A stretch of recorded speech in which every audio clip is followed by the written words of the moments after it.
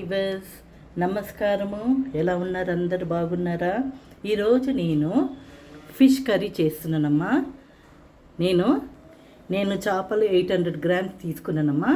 ఇందులో కొద్దిగా కారం పొడి, పసుపు, జింజర్ గార్లిక్ పేస్ట్, జీలకర్ర పౌడరు, లైమ్, కొద్దిగా నూనె వేసి కలిపి పెట్టుకున్నాను. ఇదిగో ఓకేనా.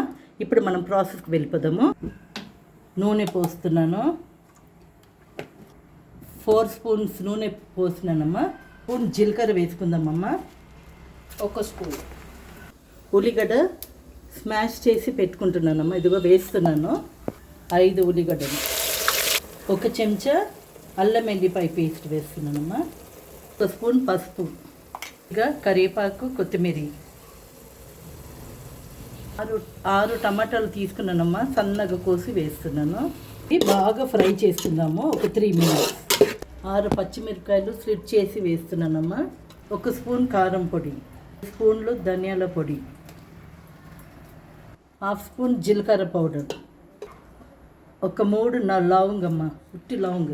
అంతా ఉప్పు వేసుకోవాలి చూసి. ఇప్పుడు ఈ జగ్గులో మనం బ్లెండ్ చేసుకున్నాం కదమ్మా ఆనియన్, అందులో 1/2 గ్లాస్ నీళ్ళు వేసి పోసుకుంటున్నాను.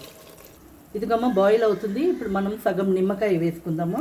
ఇప్పుడు ఉప్పు అంతా సరిగా ఉందా చూసుకొని ఫిష్ వేసేద్దామమ్మా. చూడమ్మా అయిపోయింది. ఇప్పుడు లాస్ట్లో కొత్తిమీర, కొద్దిగా కరివేపాకు వేసుకుంటున్నాను. ఓకేనా. ఇది నచ్చిందంటే లైక్ చేయండి, షేర్ చేయండి, సబ్స్క్రైబ్ చేయండి. Okay, bye.